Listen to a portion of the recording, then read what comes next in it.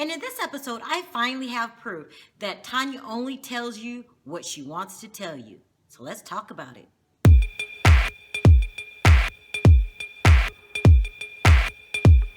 So today I will be reviewing The Little Women of Atlanta Season 3, Episode 14. So in this episode, some of Tanya's secrets finally came to light. I mean, there was a lot going on. So when we left off last episode, she was telling everyone that Nico left because he wasn't prepared to be a father, even though this is his second child. Okay, crazy. Come to find out, he did leave, but because she put his ass out. Now, that's a huge difference, Tanya. She only tells you things that she wants to tell you. And I believe Dr. Phil calls this lying by omission, which means it has the same result as a lie. You didn't lie per se, but you left out important pieces to help other people get the full story. Now, this is what I think is going on with Tanya. I think that when she was little, she was cute. She's still cute now. Very beautiful. She was cute. She was the little person, and she used that to her advantage. You know, the puppy dog eyes syndrome, please help me. And she used that to her advantage to get the things that she wanted. And she took this from childhood to teenagers to adulthood, and she's still doing it, okay? She plays puppy dog eyes, puppy dog. You don't really say what you want your outcome to be. You lead the person into giving you the result that you want. Now, I like you, Tanya. You're a great mom. But some people might call puppy dog syndrome a manipulator. And I'm one of those people. That's what I call it. You are a huge manipulator. Like, child, please. Tanya. Okay, so what's going on with her and Nico? There's a lot going on. Let's talk about it first from Tanya's advantage. Tanya wants Nico to be nurturing, mature, and pretty much to grow up and be into her and his family. And he's not like that. You didn't meet him like that. He told you, so he had this conversation with Juicy where he told the 100% honest truth, which is he's bisexual. He wasn't really ready for a serious relationship, and you kind of knew that from the get-go. He was ready to find himself, sleep around perhaps a bit. Ain't nothing wrong with that, with both parties. He didn't want no restrictions. He wanted to, some people call this find themselves, others might call it hoe around. He might want to be a hoe for a little bit. But he didn't mislead you. He informed you this is what he wanted. So you probably, there's no concrete proof here, trapped his ass the first time. When that did not work, you figured maybe now he's ready, so let me do a part 2. And this is what happened. So you're going to get the same results as the first time. A person can't be tricked into parenthood unless they're 100% ready. And so you met him the way he was. He wasn't ready to be a father then.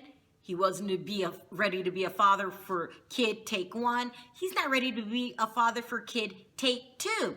So puppy dog eye syndrome, aka manipulating him into being a father, is not going to work, Tanya. Like, please. And you could tell you're a full-on manipulator. You manipulate your mother. You tell her the parts you want to tell her. You manipulate your friends so they have a certain image of Nico, and when things don't go your way, you want them all to be mad at him like you are, and then you want them all to talk to him and kind of convince him into being a dad. Tanya, that doesn't work, especially in my neighborhood. I'm the type of person, I'm like, child, please. No, that is not going to work. So now you're left with this big old mess because you cannot manipulate people into being a father.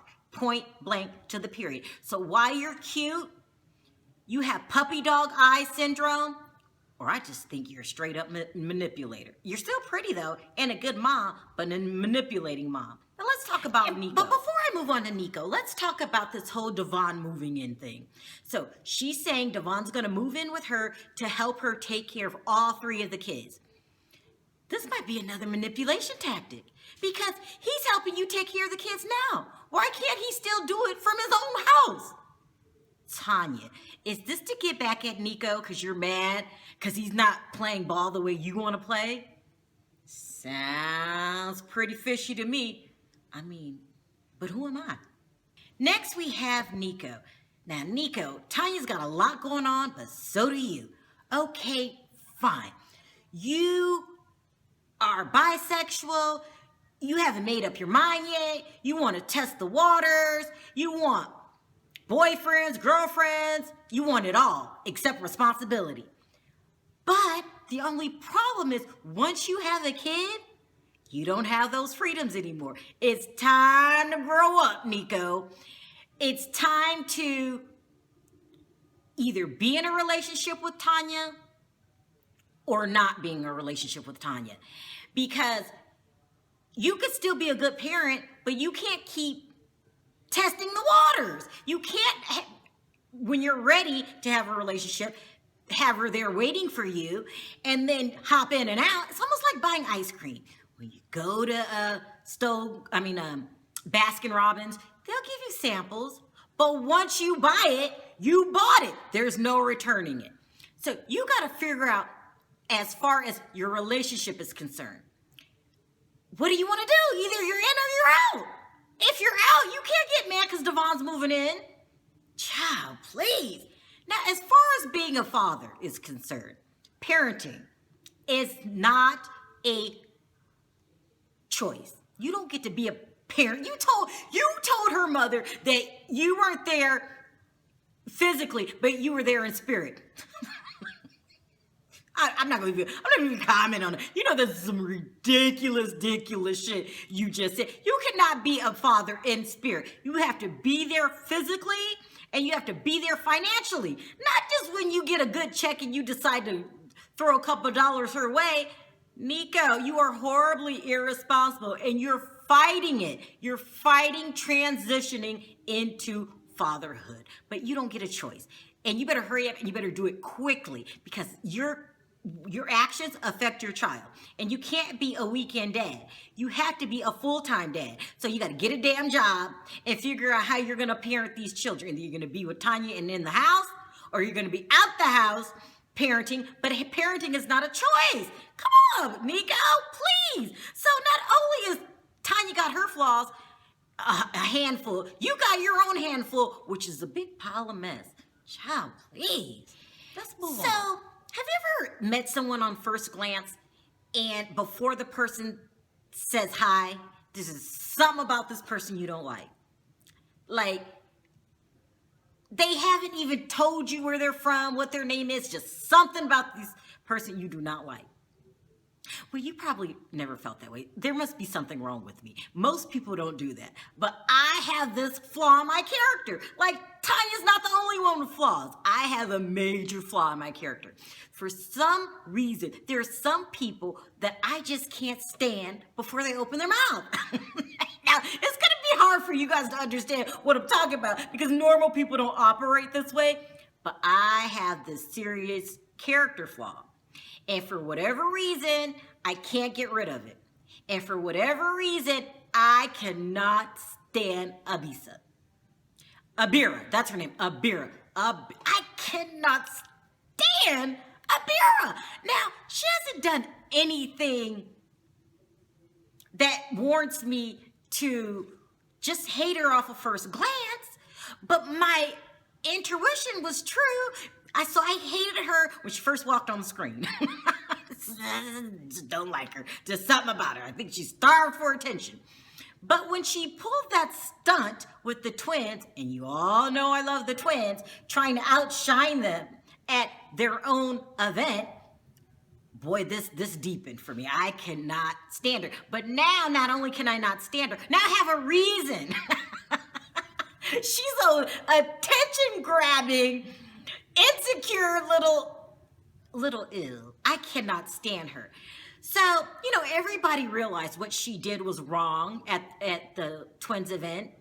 So either Minnie and Money both picked up on what she did was wrong. Like no one co-signed and agreed with Abira for acting the way that she did. So, but Juicy and Money tried to talk to her, and they were like, you kind of were like trying to outshine her, but they used really gentle words. Well, she tried to act like she didn't know what they were talking about. Like, well, who, me? Really? Oh, no, it wasn't that way. And then Juicy said, but you should apologize. So, good. So, Juicy managed to get her to apologize to the twins. Well, the twins aren't dumb. They weren't taking her apology seriously, and neither am I. She's just not to be trusted at all times. So while she apologized, I don't give a damn. Like, please, she is to have eyes on her at all times. She can't be trusted with the damn thing, not for 1 minute. And I'm glad that the twins were onto her. They accepted her apology. They apologized back, which means they played the game. But they're not dumb. They're not taking their eye off her, and neither am I. I do not like Abira. Like, I hope this was your last episode. Please go home. I'm just saying. So besides that, there wasn't too much going on. The episode ended with Tanya's mother talking to Nico. Well, not really talking, like yelling at Nico to get his act together. So we'll find out next week if he's going to grow up or not. And hopefully he will grow up. And in this process, hopefully Abir won't be around. Drives me crazy. But until then, I'll be there next week. Thanks for watching, and talk to you then. Bye.